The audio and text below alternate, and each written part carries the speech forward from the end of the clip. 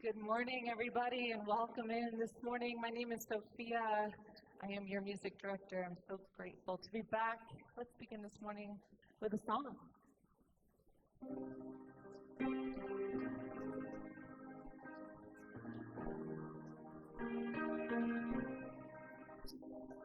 Loosen, loosen, baby. You don't have to carry the weight of the world in your muscles and bones. Let go, let go, let go. Sing it with me. Loosen, loosen, baby. You don't have to carry the weight of the world in your muscles and bones. Let go, let go. Let's sing that one more time. Loosen, loosen, baby. You don't have to carry the weight of the world in your muscles and bones. Let go, let go. Listen to this next part. Holy breath and holy name, will you ease this pain? Try that with me. Holy breath and holy name,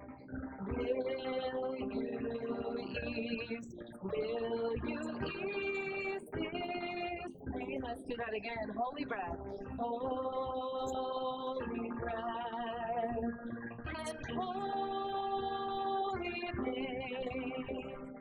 Will you ease? If you're sitting on this side, let's sing loosen, loosen. Loosen, loosen, baby. You don't have to carry the weight of the world in your muscles and bones. Let go. Keep that going. This side, holy breath. Holy baby, and you don't have to carry the weight of the world in your muscles and bones. Let go, let go, let go. Holy baby, and you don't have to carry the weight of the world in your muscles and bones. Let go. Let's all sing loosen, loosen one more time. Loosen, loosen, baby. You don't have to carry the weight of the world in your muscles and bones. Let go, let go, let go. Good morning. Welcome to Foothills. A big warm welcome to all of you here in the sanctuary. A big welcome to everyone joining us online. My name's Elaine Ahrens-Hendrink. I use she, her pronouns, and I'm one of the ministers who serves this congregation. And I'm Eleanor Van Duzen, she, her, and I'm the Director of Family Ministry here at Foothills. And we are so delighted to be joined by such amazing musicians this morning, including our wonderful music director, Sophia Miller. Sophia usually lives in New York. She joins us about monthly, but a few days ago she hopped in the car with her friend and her dog and drove here to Fort Collins, and she's going to be living here in Fort Collins with us for the next couple of months, which feels awesome. Yay. Also, Julie's joining us on piano and Katie on percussion, so we got a great setup today. And we're so grateful that you are all here this morning in a community where we believe that each one of us is worthy of love and belonging. Each person holds a piece of the truth, and we need one another to make it in this life together. And because we're all in it together, we're delighted to celebrate that Celeste King and Sarah Zwick-Tapley have joined us in the journey by becoming Foothills members recently. We're so glad to have Celeste and Sarah as part of our community. Absolutely. And in this community, we honor the right to believe what you believe, and we embrace this as sacred. We affirm the idea of religious liberty, and that the idea of religious liberty should never be wielded to erase the humanity or the existence of any of us. Religious liberty should not be used to coerce anyone into believing as we believe. Religious liberty should set the stage for more understanding, more freedom, and peaceable community. If you're new, if you're still finding your way, we're so glad you're here with us this morning. We want to do whatever we can to help you feel oriented and comfortable. We hope that after the service, you'll head out into the commons, find the folks at our welcome table wearing orange aprons, and just bombard them with questions. Everybody wants to feel useful. So just whatever it is, something little, something big, bring all your questions to our welcome team. And if you can stay a bit longer after the service, we hope that you will join us for Inquirers, which is our 40-minute program for anybody new or new-ish here. Today we're exploring small group connections and belonging here at Foothills in this Inquirers class. And I'm going to reveal an opinion that I have. I don't know if it's a very popular opinion, but I think that actually our coffee hour after the service on Sunday is one of our hardest places to feel belonging at Foothills.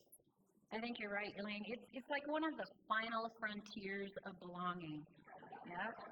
And our small groups are one of the most natural and easy places to feel a sense of belonging, to get to know people in the community, and have people recognize you on Sunday mornings, to get past that awkwardness. So to find out more about small groups and belonging at Foothills, head to room 222 after the service. There will be snacks, and there will be Annie, our very friendly facilitator. Elaine? Yes. Do you like lunch? Why, yes, Eleanor, I do like lunch. We've noticed that most people like lunch, especially in good company and in a beautiful surrounding.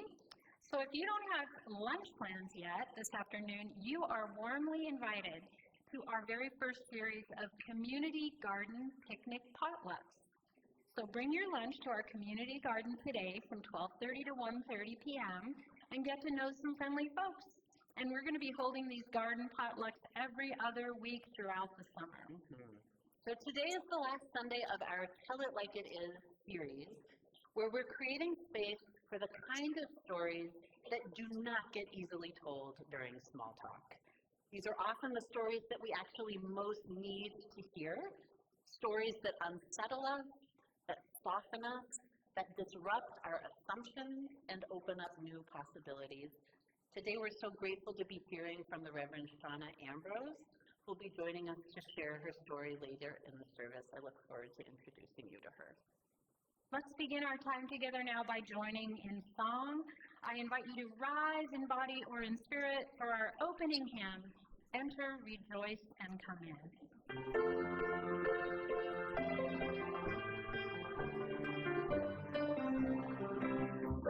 Enter, rejoice, and come in.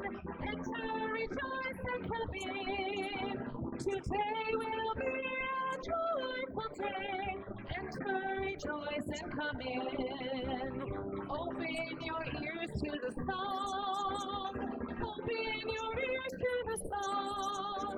Today will be a joyful day. Enter, rejoice, and come in. Open your hearts, everyone. Open your hearts, everyone. Today will be a joyful day. Enter, rejoice, and come in. Don't be afraid of some change.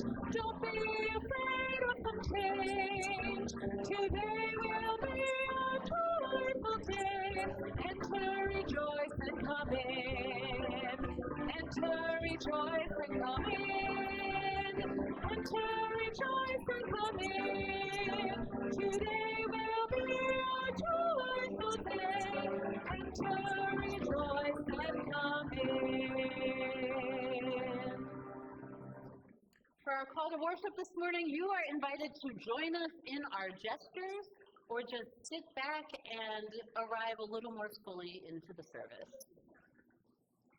We arrive in whatever shape we are in, Worn out and tired, hopeful and curious, frustrated and baffled, overflowing with gratitude, we arrive in whatever shape we're in. squished and smashed and stuck, like a kid who needs a hug, a snack, or a nap, Or maybe expansive and growing, roots finding depth, branches bravely reaching out, soaking up the sun. In whatever shape you're in, we gather together to share what we have And to receive something we need, even if it turns out not to be the thing that we thought we came for. We share hope, We share calm, we share strength, we share perspective, zooming in, zooming out, remembering all the different things that are possible and true, in the spirit of giving and receiving. in the spirit of compassion and curiosity. Come, let us worship together. I'd like to invite forward the Wilkins family to come and light our chalice. And as they light our flaming chalice, I invite everyone here to join me in saying our words of covenant, which begin with the word love. Love is the spirit of this church, and service is its law. This is our great covenant, to dwell together in peace, to speak the truth in love, and to help one another. I have a story to share today. It's called Desmond Gets Free, and it was written by Matt Meyer, who is a UU musician and worship leader. Desmond the mouse lived in the most beautiful meadow in all the land. Every morning, Desmond woke up with the sunrise and spent the day playing in the meadow. And every evening, Desmond would go to sleep in the middle of that meadow under the beautiful starry sky. One night, though, Desmond awoke when it was still dark out. He tried to roll over to a more comfortable spot, but something wasn't quite right. Desmond realized that his tail was stuck right to the ground and beginning to throb with pain. He felt behind him, and there was a huge boulder that seemed to have fallen in the middle of the meadow, just right on top of his tail. Desmond pushed on the boulder, and he tugged on his tail. He pushed and tugged and pulled and tugged, but it was no use. When he'd just about given up, he saw a giraffe nearby in the grass. "Oh, giraffe," Desmond cried, "could you please push the boulder a few inches in the other direction so that I could go free?"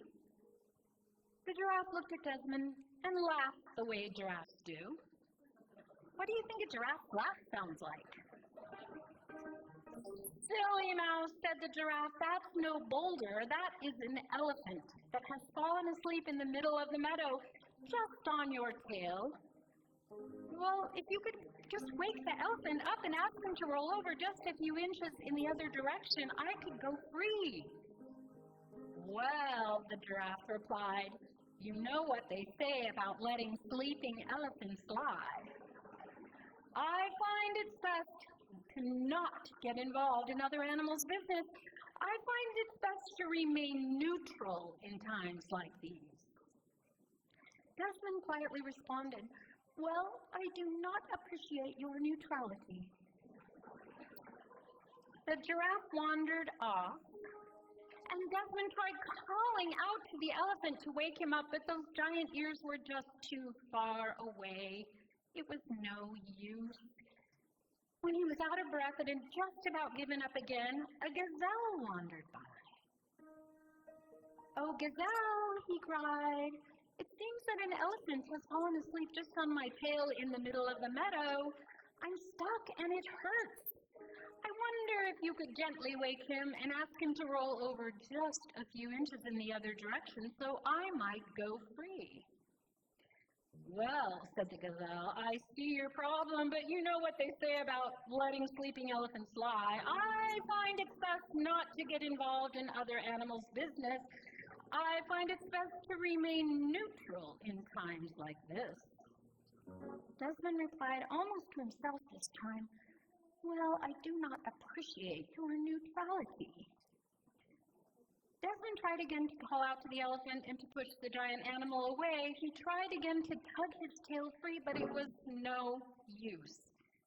When he had just about given up for the last time, he saw another mouse wandering through the meadow.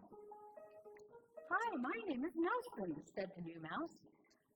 "Hi, Nelson, this giant elephant has fallen asleep just on my tail in the middle of this meadow. I wonder if you might run over and call out into his giant ears and ask him to roll over just a few inches in the other direction so I could go free," Desmond asked. "Of course," said Nelson. Nelson ran all the way over to the other end of the giant elephant body, and he called up to those giant elephant ears at the top of the giant elephant head. "Excuse me, it seems you've fallen asleep on my friend's tail. I wonder if you could roll over just a few inches so he might go free." The elephant heard a tiny voice far away, but he was too comfortable to move, so the elephant didn't budge. Nelson ran back to Desmond and said, "I have an idea. Don't move."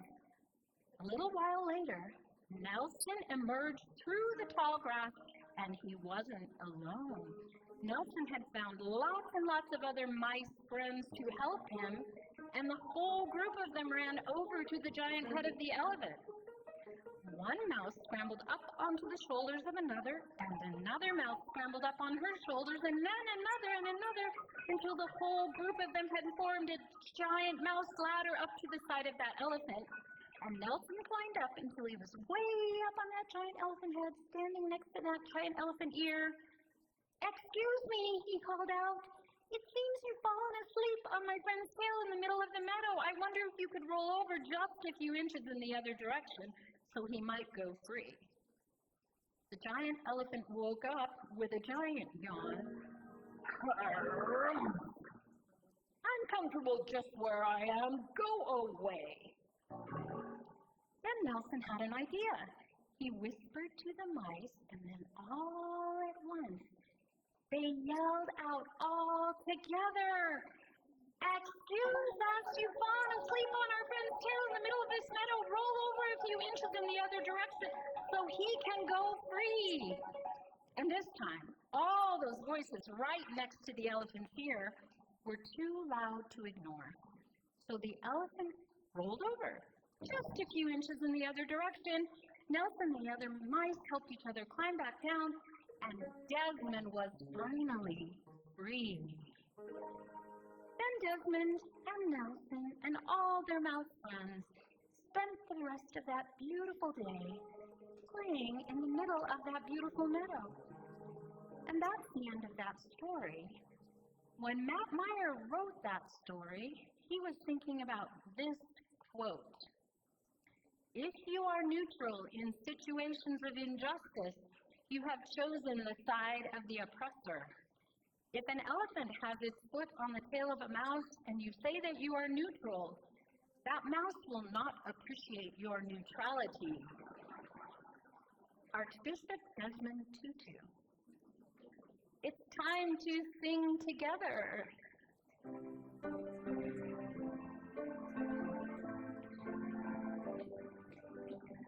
Hope ever, faith ever, strengthening you. Life ever, breath ever, nourishing you. And everywhere you go, may you always be home. And everyone you meet, be messengers messengers of peace. It's time in our service now for the children who are here to come right up here to the front, in front of the stage, right here in the center. Let's come right up here. We just have a few of us today. Come on up. Parents, you're welcome to come with them if you'd like. We are very small but mighty this morning. All right, and now I'm going to invite all of us in the congregation to rise. Reach your arms across just this center aisle as we sing our children under our arch of blessing and on their way. Let your light shine through, and your heart ever be true. Move in grace and gratitude, walk in wisdom, sharing all that's good. Hope ever, faith ever, strengthening you. Life ever, breath ever, nourishing you. And everywhere you go, may you always be home. And everyone you meet, be messengers of peace.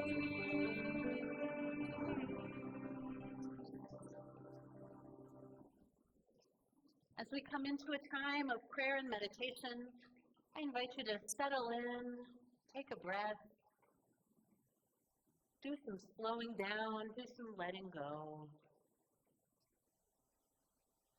You might want to check in with your body and notice where you're holding tension. And let it go if you can, even if it's just a little bit.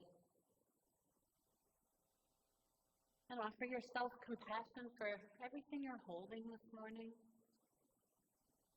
Trusting that something happens when we gather to hold life's complexity together.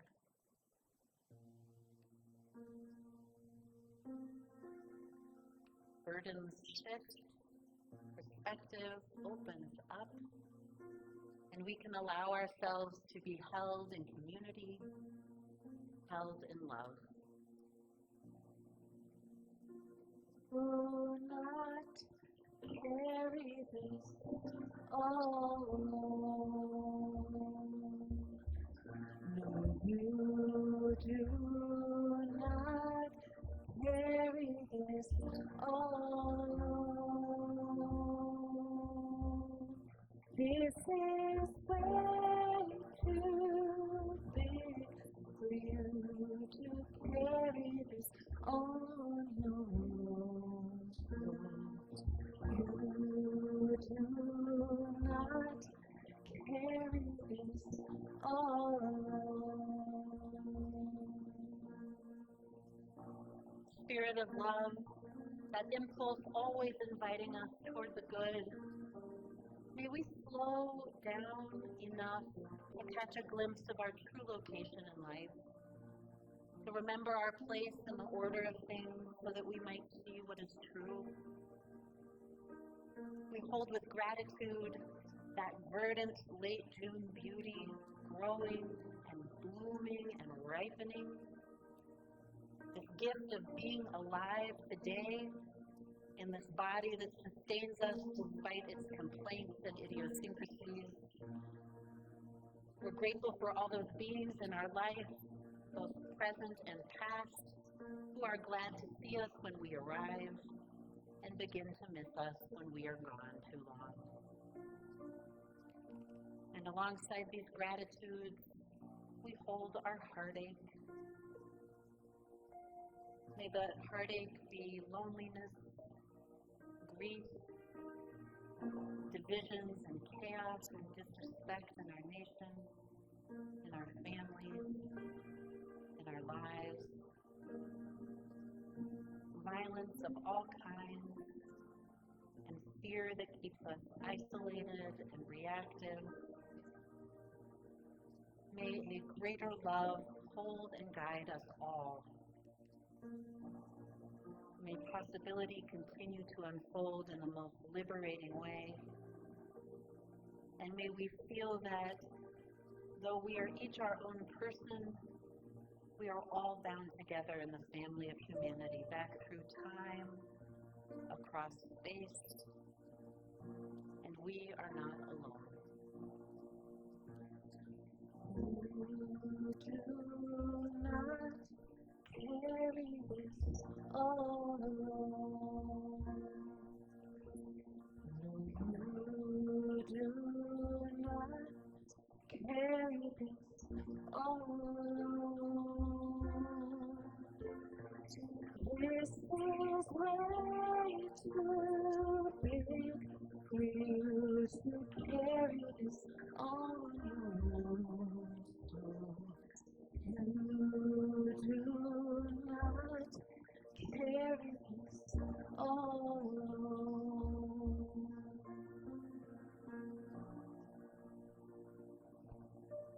We are tender and vulnerable creatures, but we are not fragile.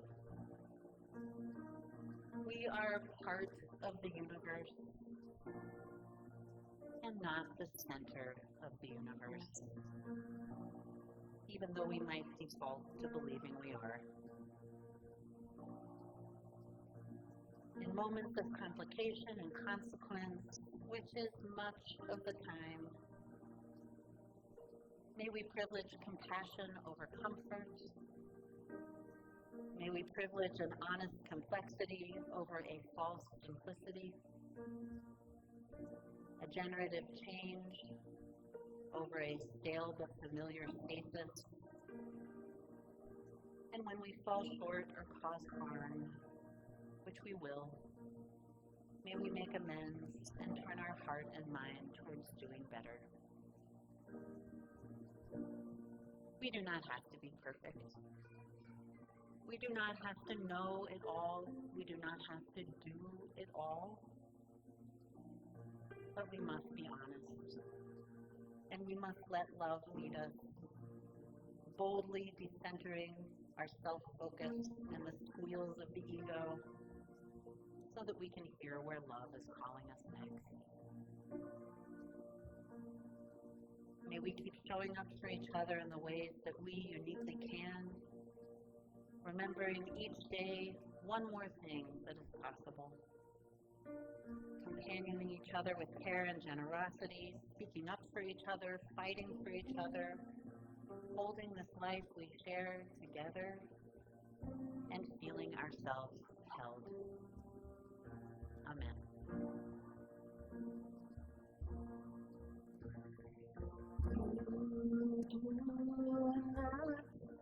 Carry this all alone. You do not carry this all alone. This is way too big for you to carry this on your own. So you do not carry this all alone.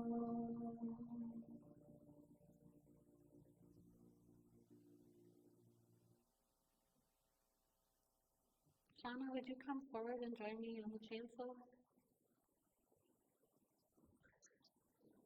During this final Sunday of our Tell It How It Is series, I am so enthusiastic about you being here, Shawna. I met Shawna a few weeks ago. Sean introduced us, and we had a conversation about this service that I have not been able to forget. It's been one of those conversations that has continued to work on me, to work on my spirit, to kind of reorganize my brain. Just that, Shawna. Okay. And I think part of what happened is that, I truly think of myself as somebody who lives with integrity, and that's important to me, to be a person of integrity, who does the right thing when no one else is looking, who walks the talk. And our conversation challenged me in a way that just felt so generative, and it felt like the kind of spiritual conversation that belongs in church. So I'm so grateful that you're here today to share your story with us. In this context where we're all here to be softened, to be pushed, to have our assumptions challenged, and to ultimately to grow our souls. So I'd like to share Shawna's bio, and then I'm going to sit in the congregation to fully experience her story. But first, a few words about Shawna. The Reverend Shawna Ambrose is a community minister at Jefferson Unitarian Church in Golden, Colorado. She's an ordained Unitarian Universalist minister.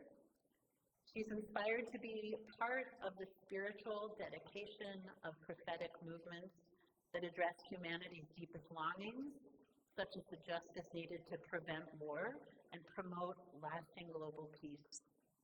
Shawna works for an international climate justice organization and continues our prophetic tradition by following the leadership of the Poor People's Campaign, Grassroots Global Justice, Colorado Immigrant Rights Coalition, Common Cause, and many others. Shawna is also a city council member in Arvada, Colorado. She lives there with her 2 children, Rose and Rex, her partner Nick, her 2 cats, Finn and Jake, and the dog, Chip. And on that note, Thank you. Thank you. Yeah, the cats get very offended when I don't mention them. Well, thank you so much for that introduction, and thank you all for opening your hearts and listening to the story I have to give this morning. I was born in Shaw Air Force Base, South Carolina, which is near Hampton, South Carolina, which is near nothing. That's why you don't know where it is. And I was born, my parents did not have a home.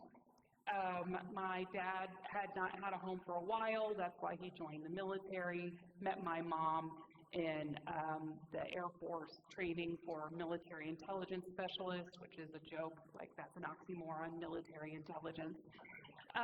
But so I grew up, my parents were in a hotel, and the thing about when you're fresh in the military, you don't get housing right away. So my dad actually went around to the trailer parks in Hampton, South Carolina to offer his services as a part-time maintenance man to be able to get a break on rent. And that was my first home 2 weeks after I was born.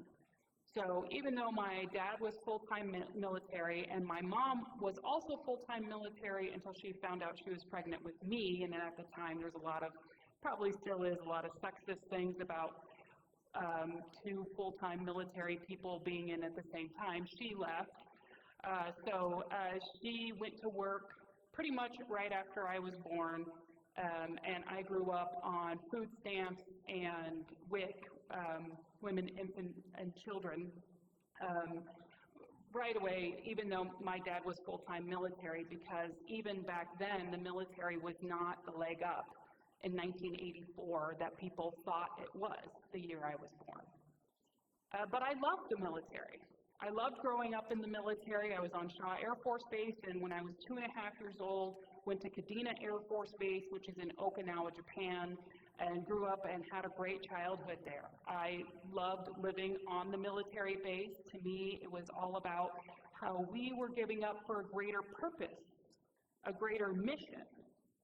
I didn't really think about how, I was under 10 years old at that time, so I wasn't thinking about how my mom was in military intelligence, and so she was picking out bomb targets for the Air Force to drop bombs during one of the Gulf infractions that she had, or that my dad was developing those photos. That was for our security. That was part of the greater mission that we were, that we were all dedicated to, that we were all giving up our lives for, that was the sacrifices that we needed to make to keep our country great, to keep everyone safe. And my parents never really understood when we went off base how the Okinawans were like, we love you and your family, but could this whole military thing leave? Could you all just go? After being at Kadena Air Force Base, my family was then relocated to Strategic Air Command, SAC, and Offutt Air Force Base, where Peace is Our Profession was a logo with a gauntlet holding onto lightning bolts. That's what I grew up under.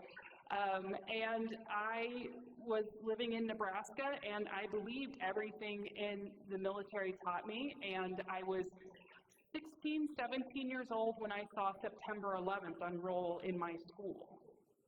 And so at that time, I remember distinctly that I needed to grow up and make a change, that I had to stop believing in these comic book heroes that I was really into X-Men at the time. I was like, I have to give that up because there are real people out there who really want to kill us. And I know what we have to do because I have grown up in this military culture my whole life. So I joined the Nebraska Army National Guard as a nuclear biological chemical weapons specialist. And I was too young to go into basic training, but I could drill with my military unit for about a year. And then I went into basic training right at the time Bush was starting the shock and awe campaign in 2003, March.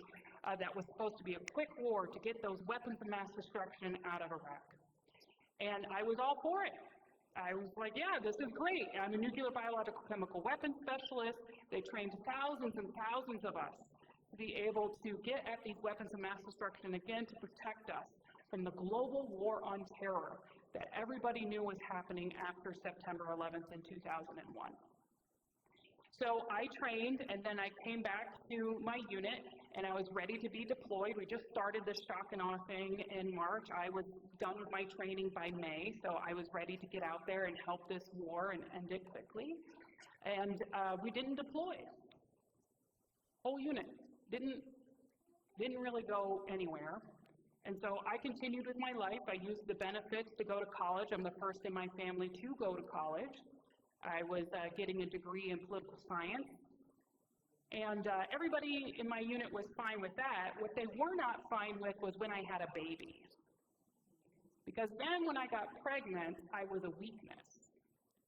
And they started talking about how if we got deployed together, I should be one of the first people killed in a fratricide. Not directly killing, but put me on the most dangerous missions, because in this kind of logic, I am a liability that I'm going to get everybody else killed unless I go and get it killed first. Now, I don't know exactly what it was about having a baby that suddenly took away my military effectiveness. You know, a lot of times people believe in things without a lot of rationality. I do it all the time. And so I went straight to my first sergeant, and I was like, hey, they can't do this. And he was like, you're right, they can't. And that made everything worse in my unit. I got bullied even more. But I was still dedicated to staying in my unit, improving myself by just proving to them that even though I had a baby, I could still be lethal, I could still be effective, I could still do all of these things. And then in 2006, an investigative journalist from the Washington Post wrote this book called Fiasco, which was a book about how there were no weapons of mass destruction in Iraq, and the Bush administration knew it. And then came the order to our unit to change us over from nuclear biological chemical specialists to truck drivers.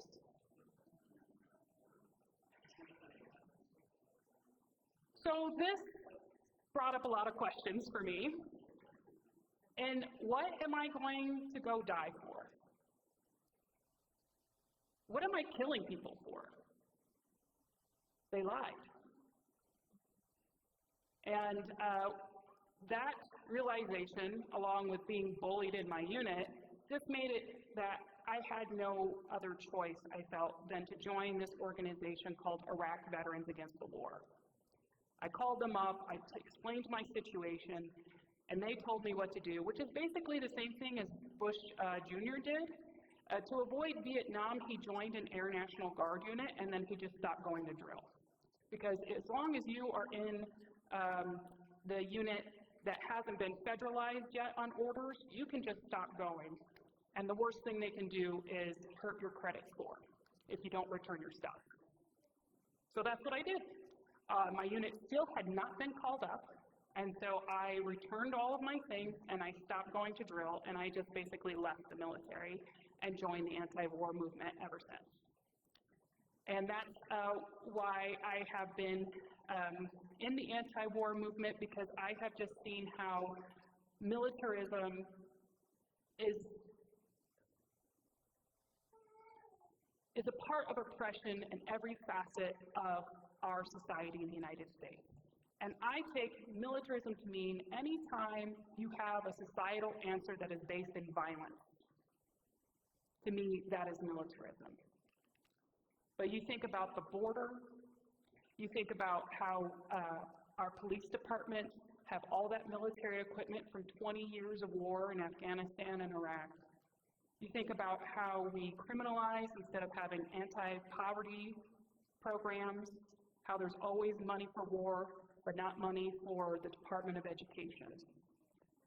How we have a big, beautiful bill that is going to bring up our Department of Defense budget to $1 trillion while cutting services for the rest of us.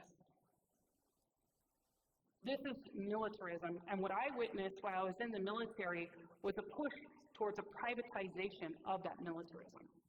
With Iraq Veterans Against the War in Denver, we marched on the DNC in 2008, and we got Barack Obama to promise that he would end the wars in Iraq and Afghanistan that me and my friends were dying for.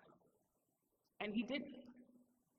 He sold it off to contractors and had drones do the missions instead, which drones, I don't know if you know this, are not very good at nation building or stabilizing conflict, but they make a lot of money for people. And so I watched as the benefits for the military, the leg up that the military was supposed to be for all of us, shrunk even further and further. A third of the National Guard troops in Texas are on food stamps. As these defense contracts got more and more privatized because the American public thinks Department of Defense money goes towards people like me and my family, goes towards my uncle who is surviving the effects of Agent Orange from Vietnam. That's not where the money is going towards, and in fact, they have cut the VA, the Veterans Affairs. And so that's why I continue to work in the anti-war movement, because we are going through some unprecedented times, but for me personally, finding out that the Bush administration lied about weapons of mass destruction at a very young age has prepared me for all of the revelations that are coming out of our government today. And when I think about how, the Supreme Court ruling ending birthright citizenship and federal injunction, I think about how we're deporting the Afghan interpreters who helped our efforts during the war. When I think about the troops being deployed at the border and troops being deployed against our own people fighting the ICE raids, I think of how much the anti-war movement is needed more than ever, and that's why I'm proud to still work. When now we're called About Face Veterans Against the War, and we have a Right to Refuse campaign coming out that will be about how to make sure people in the military know their rights to refuse illegal orders that are going to be coming out in space. So we can still come together, and we can still fight, and I'm glad to be part of the movement and have a religious tradition that supports that work as well. So that's my story.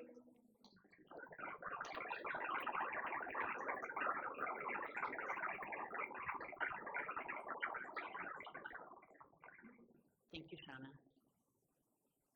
I'm curious, I'm wondering if you would talk to us a little bit about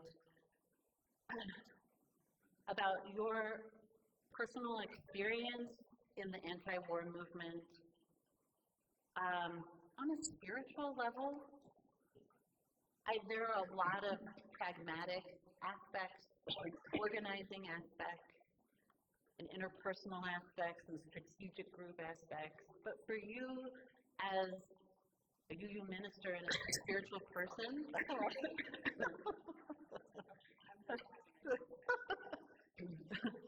what's the spiritual work of anti-militarism? I think for me, the biggest spiritual change is that decentering myself.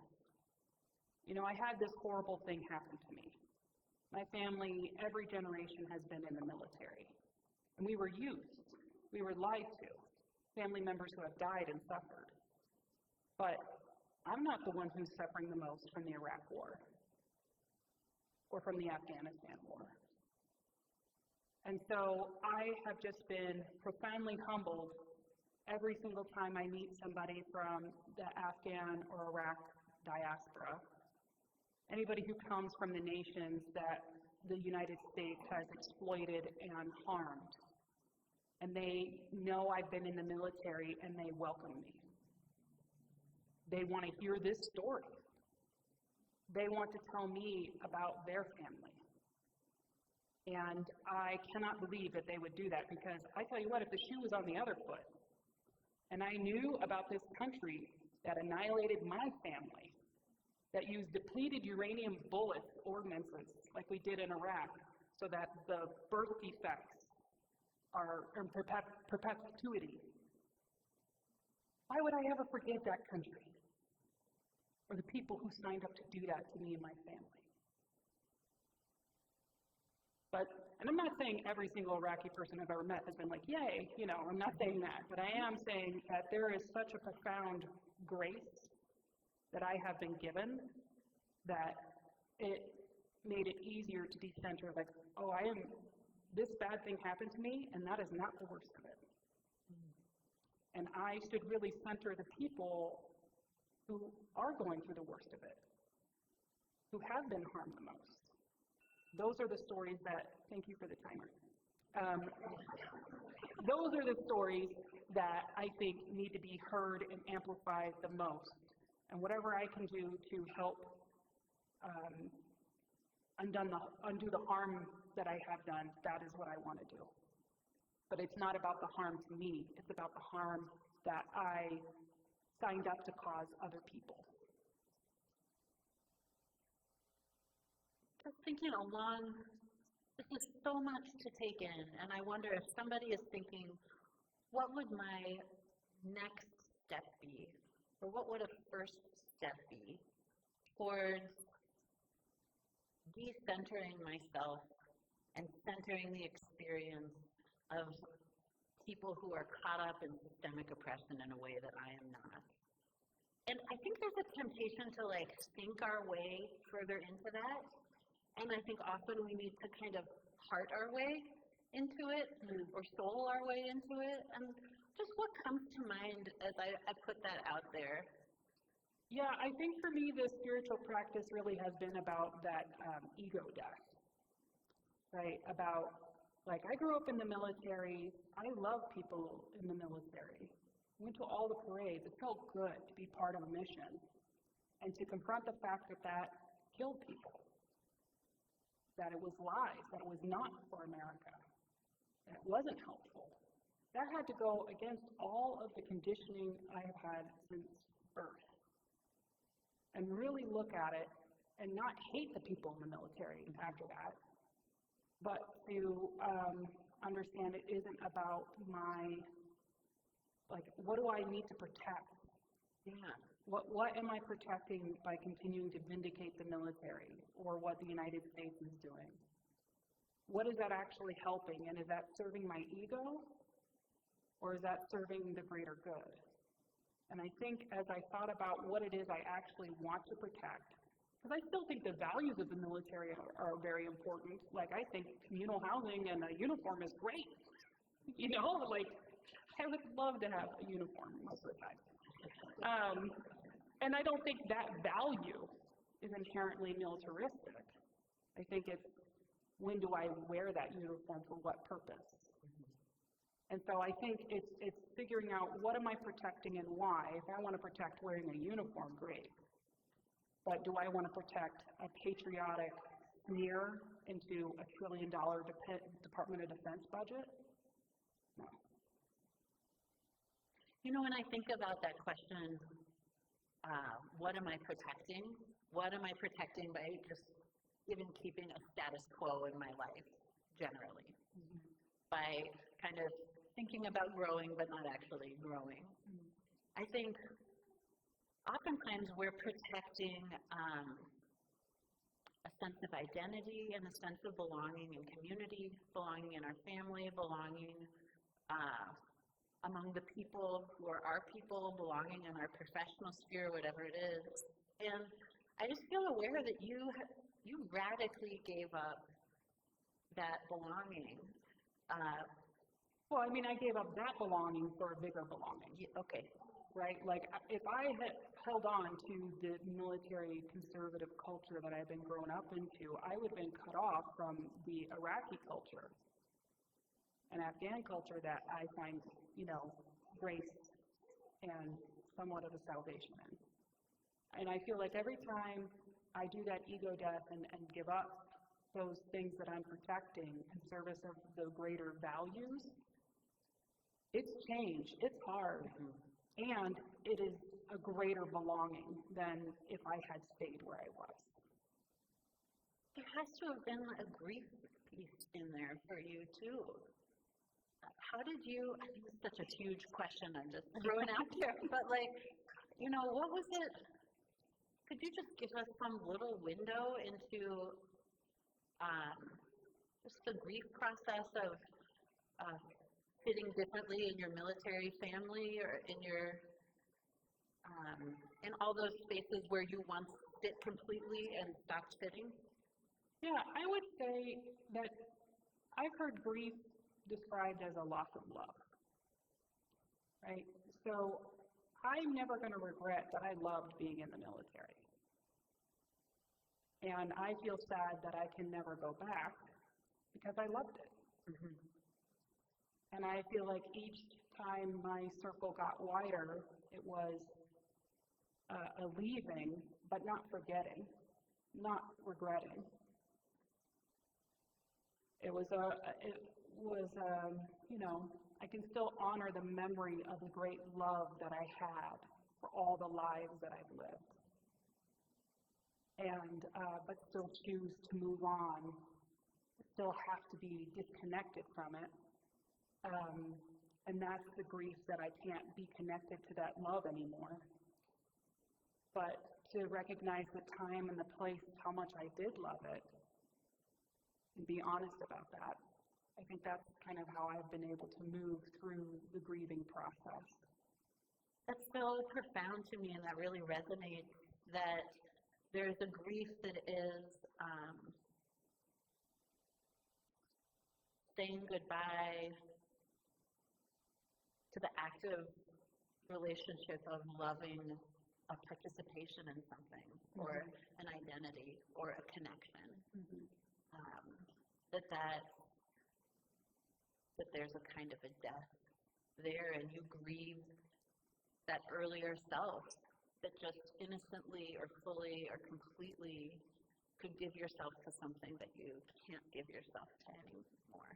Right? It's kind of like, I grieve, for example, I can't really go home again because home for me was growing up on a military base. I can't go on any military bases anymore again in my life. I'll never know that home again. And there is a specific culture to it.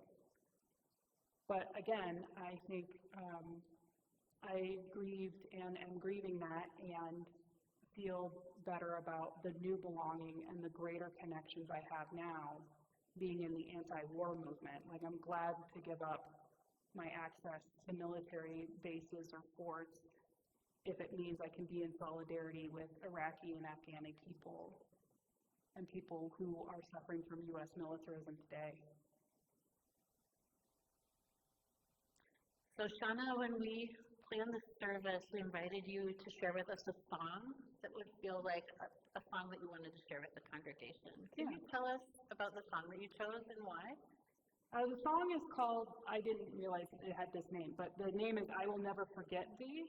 And I think it really is about this grieving and loss that even as I've moved on, I have not forgotten and I have not forsaken all the people that I have met and all the places I have belonged along the way. Well, thank you. As we prepare to take in the song that Shawna has selected for us, I want to also introduce our offering today, which is for our Fierce Together Fund. Let me tell you about our Fierce Together Fund.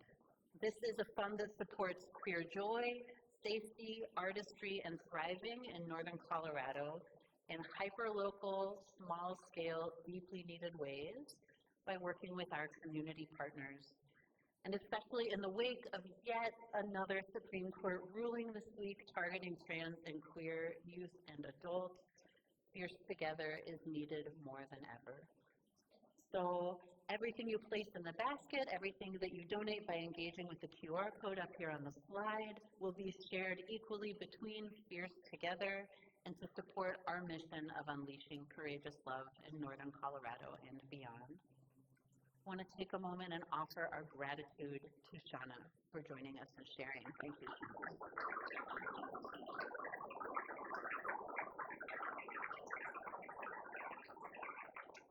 So Shawna and I are going to come join you in the congregation, and we will now gratefully receive your generous offering and receive the gift of song from Sophia and Julie.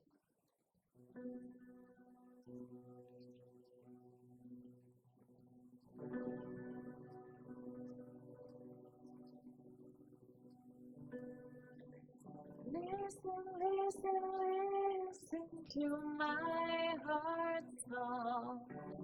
Listen, listen, listen to my heart's song.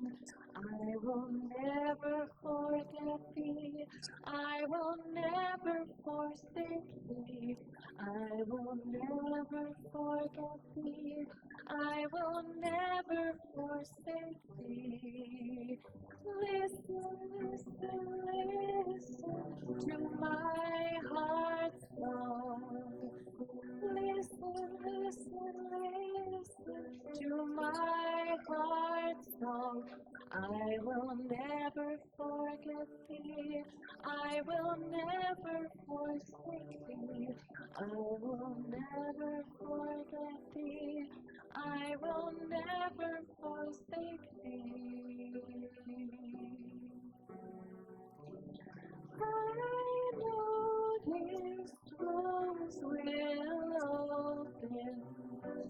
I know my fear will burn away. I know my soul will unfurl its wings. I know these doors will open. Listen, listen, listen to my heart's song. Will you join me in singing, listen, listen, listen to my heart's song? Let's sing it together. Listen, listen, listen to my heart's song. Listen, listen, listen to my heart. Let's do that again. Listen, listen, listen to my heart's song. Listen, listen, listen to my heart's song.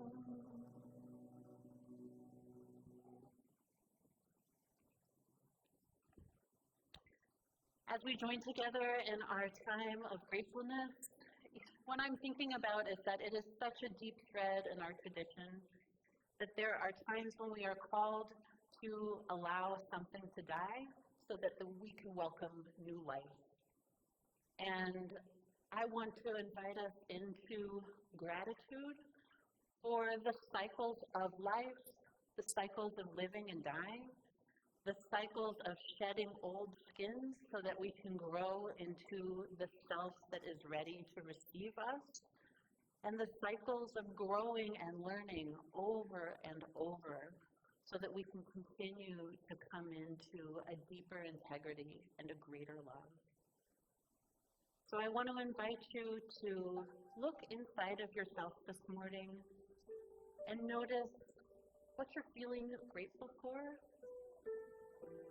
and to notice what teachers of integrity and the biggest, deepest kinds of love come to mind for you. Who has shown you in your life in ways great or small, what it looks like to set aside your own personal interest, your own comfort, your own desire for self-preservation, to say yes to something that matters more. Who has been a teacher to you of doing the right thing, even when it's hard?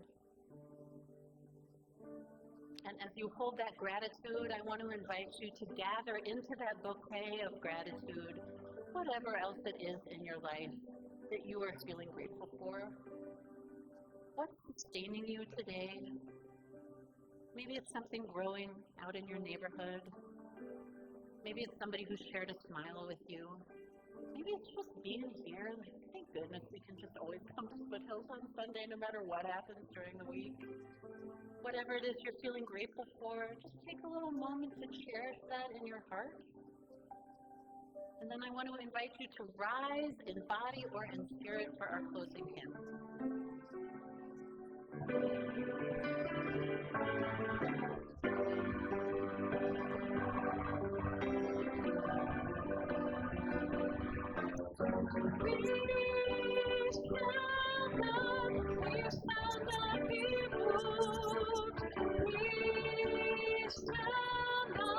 We shall not be moved, just like a stream that's planted by the water. We shall not be moved. We're fighting for our future. We're fighting for our future. We shall not be moved. We're fighting for our future. We shall not be moved, just like a tree that's planted by the water. We shall not be moved. We're young and old together. We're young and old together. We shall not be moved. We're young and old together. We shall not be moved, just like a tree that's standing by the water.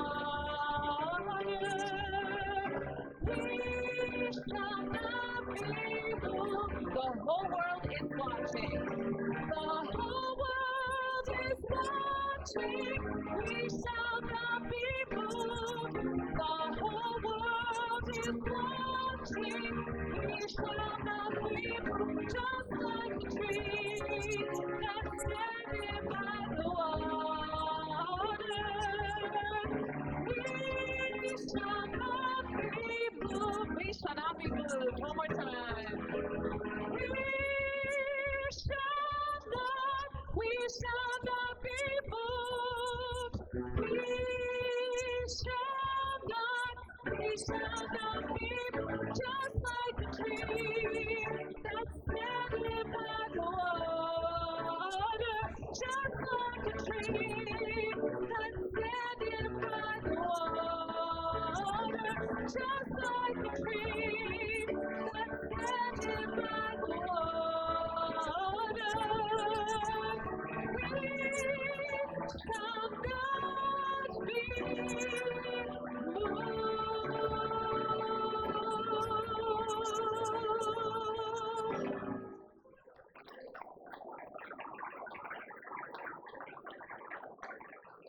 My beloved community, go forth out into the world singing, remembering these words from My Life Flows On, an Endless Song. This verse was penned by Doris Clinton and popularized by Pete Seeger. In prison cell and dungeon vile, our thoughts to them go winging. When friends by shame are undefiled, how can I keep from singing? Amen, and blessed be. Amen.